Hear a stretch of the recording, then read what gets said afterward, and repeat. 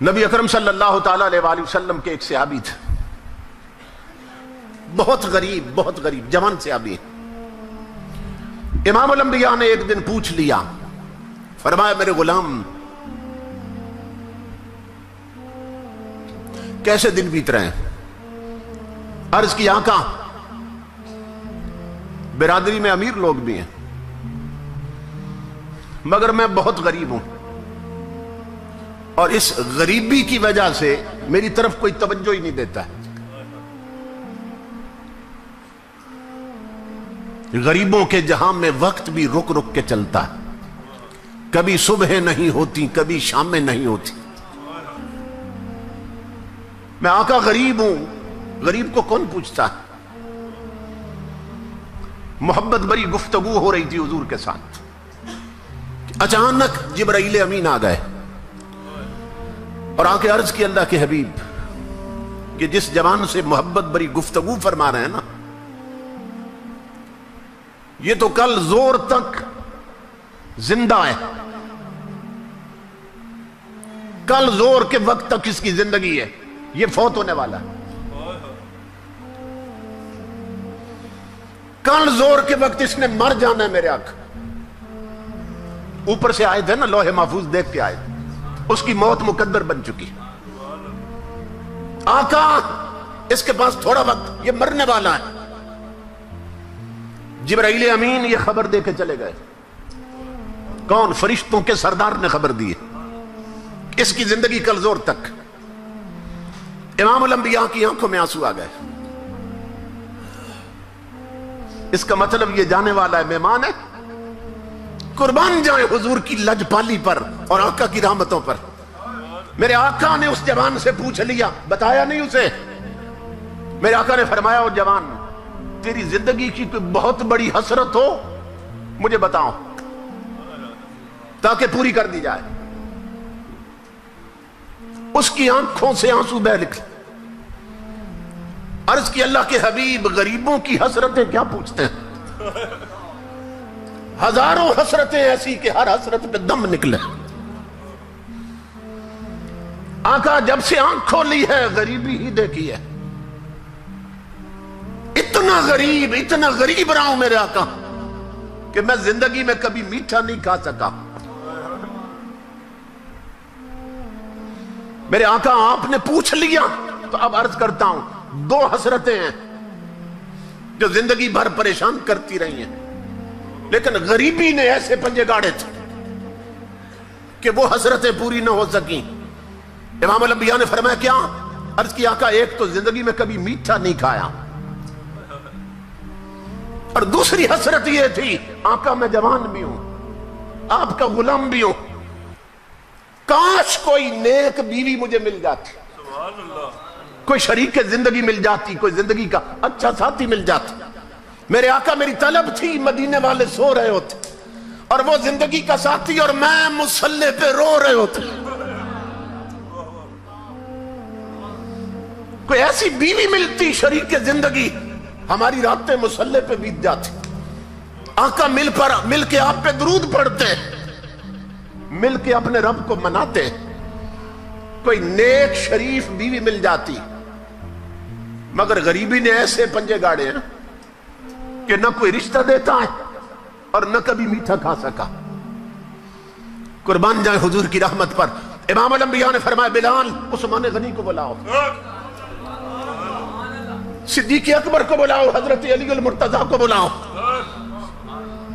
اصحاب کو بلایا حضور نے اور اس جوان سے پوچھا تیری نظر میں کوئی رشتہ ہے؟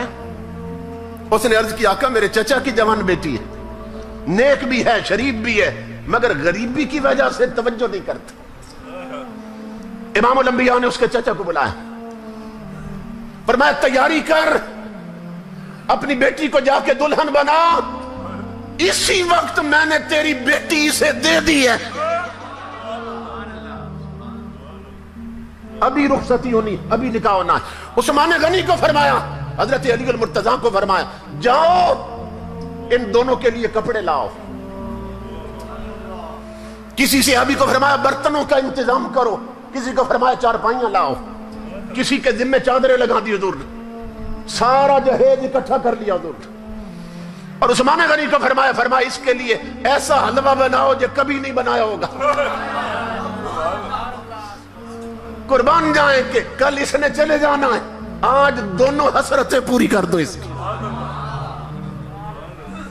اتنا بھلا تو ماں نہیں چاہتی جتنا حضور چاہتے ہیں۔ امام الانبیاء کے غلاموں، مسجد نبوی میں اس کا ابھی حضور نے نکاح پڑھا دیا۔ ایک صحابی سے فرمایا تیرا گھر خالی ہے، تو اسے دیتا ہے؟ اور اس کی آقا قربان، فرمایا اس گھر میں اس کی بارات لے جاؤ، دلہن بھی پہنچاؤ، حلوہ بھی پہنچاؤ، سامان بھی پہنچاؤ۔ امام الانبیاء کے غلاموں، سب کچھ پہنچ گیا۔ جب دوسرا دن آیا نا، رات گزری، تو امام الانبیاء نے ایک صحابی کو فرمایا تم زور کے وقت نا اس گھر کے پاس چلے جانا، وہ جس دولہے کی کل شادی کی ہے، اور تم عصر تک نا گھر کے گرد چکر لگانا، اس گلی سے گزرتے رہنا، اور سننا کہ اندر سے رونے کی آواز تو نہیں آئی، اور جو ہی رونے کی آواز آئے مجھے بتانا تو نے آ کے۔ تاجدار انبیاء کے غلاموں، وہ صحابی عصر تک وہاں رہے۔ گلی میں جب جائے اندر سے ہنسی کی آواز آئے، خوشی کی آواز تو آئے، رونے کی نہ آئے۔ عصر کا وقت ہوا، وہ حضور کی بارگاہ میں حاضر ہوئے۔ امام الانبیاء نے فرمایا میرے غلام کیا خبر ہے؟ عرض کی آقا وہاں تو کوئی رونا نہیں ہے، اندر سے تو ہنسی کی آواز آ رہی، اندر سے تو خوشیاں پنپ رہی۔ امام الانبیاء سجدے میں گرے، مولا یہ کیا راز ہے؟ جبریل فرشتوں کا سردار ہے، اس نے خبر دی تھی کل زور کے وقت جوان نے فوت ہو جانا ہے، اور ابھی تک وہاں رونے کی آواز نہیں آئی، اندر خوشیاں ہنسی ہیں۔ مولا کیا راز ہے؟ اللہ رب العزت نے آواز دی میرے حبیب مجھے اپنی عزت کی قسم جو جبریل نے بتایا تھا سچ بتایا تھا، تقدیر یہی تھی آج اس جوان نے مر جانا ہے، زور کے وقت فوت ہونا ہے، لیکن میرے حبیب جب آپ نے اس کی شادی کر کے سامان بھیجا، کھانے کا انتظام بھی آپ نے کیا تھا، جب آپ نے کھانا بھیجا نا تو عشاء کے وقت دلہا دلہن نے جب دسترخوان لگایا کھانے کے لیے، میرے حبیب ادھر وہ لقمے توڑنے لگے، ادھر دروازے پر کسی بھوکے نے آواز دے دی، اس نے آواز دی تھی میں کئی دنوں کا بھوکا ہوں، مجھے کھانا دو۔ جسے آپ نے دولہا بنایا تھا اس نے دلہن سے کہا، اس نے کہا میرے لیے یہی کافی ہے، مجھے تیرے جیسی شریف بیوی مل گئی، یہی کافی ہے کہ تیرا نکاح حضور نے میرے ساتھ کیا، تو اگر تو اجازت دے تو یہ سارا اٹھا کر فقیر کو نہ دے دے۔ اللہ رب العزت فرما رہا میرے حبیب جو میٹھا اس نے کبھی نہیں کھایا تھا آج ملا وہ بھی اس نے میرے نام پہ دے دی۔